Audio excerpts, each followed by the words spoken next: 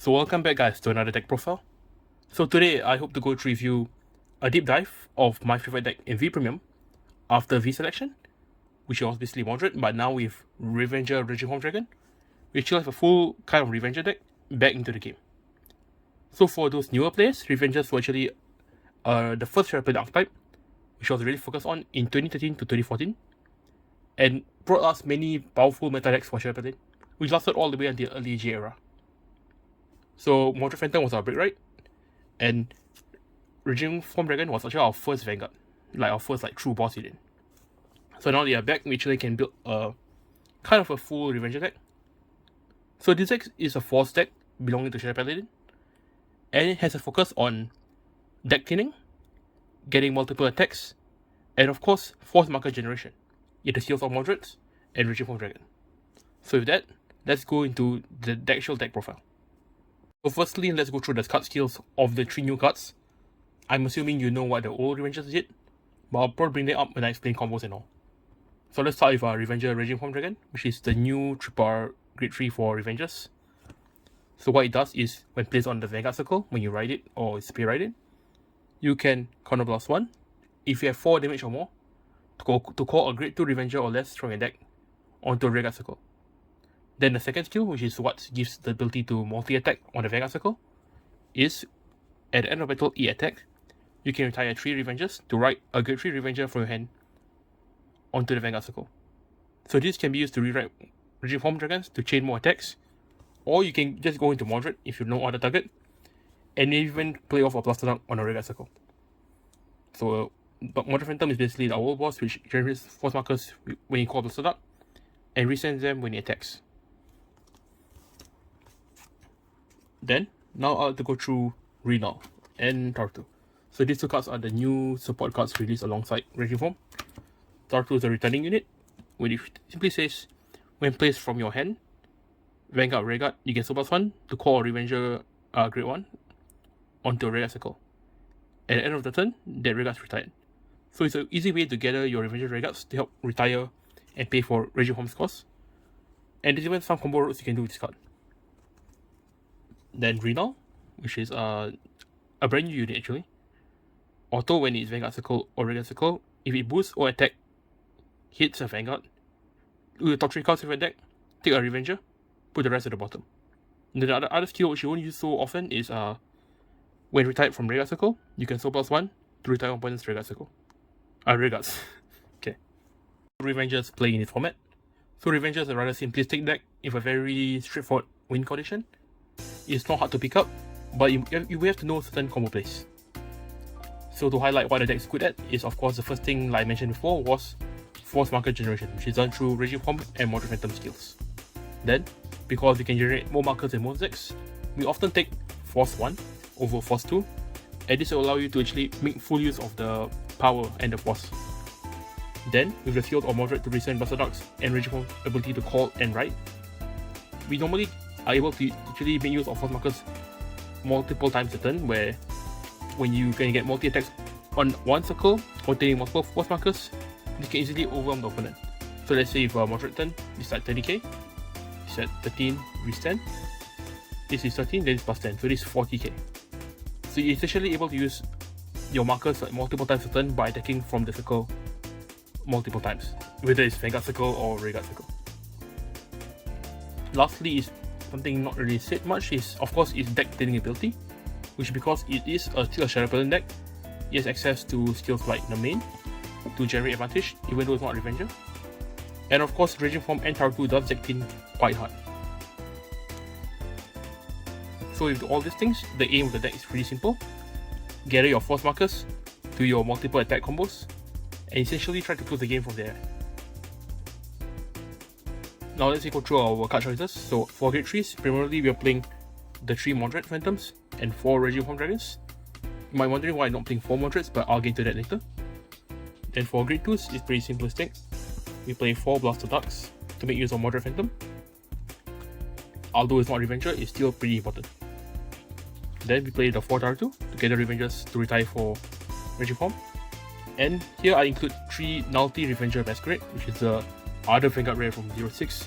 I'm not sure why it's a Vanguard rare, but yeah, it's a Revenger, so it counts for your Revenger retires. But it's also a skill where it's placed. You can do the top 7 cards of your deck to add a Blaster Duck or Moderate, so either of these to your hand.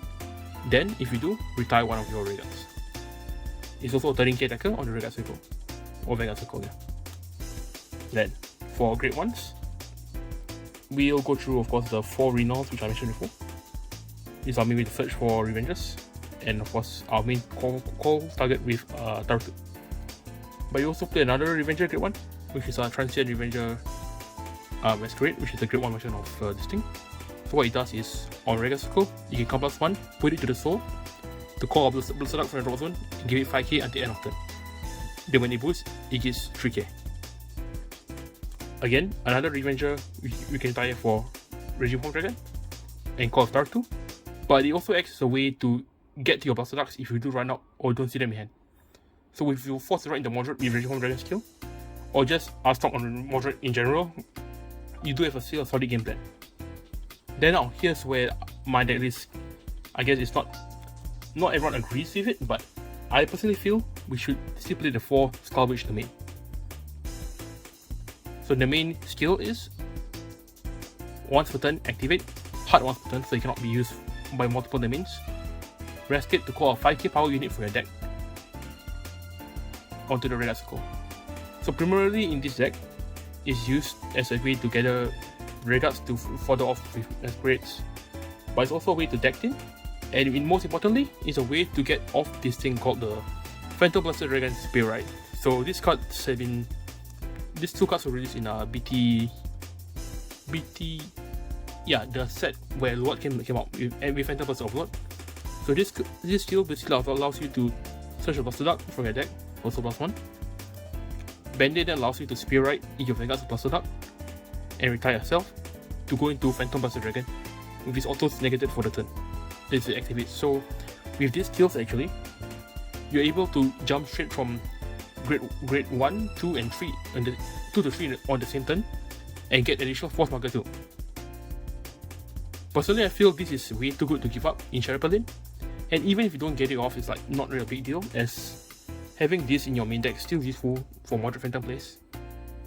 Another thing about the main is you can call any Revenger, any 5k unit. So this actually includes one of the critical triggers called Grim Revenger. So this is a regular crit, but it has a Revenger in the name. So if times get tough and you really want to go for the Raging Home Dragon place, getting a Revenger from deck with the main is still possible. So to get into the trigger lineup, the mandatory 4 Revenger crits as a potential retire target for Raging Home Dragon. So why not play it? Then 4 more crits. I just play a crit because if Raging Home Dragon, there's a lot of chances to check criticals, which can pass on to the Vanguard or even just all into the Vanguard sometimes. Then I still choose to play MacLear, which is a Vanguard draw trigger, over like 12 crit, because I still feel the deck is combo reliant, so having a solid Vanguard to last longer and just more draw power is useful.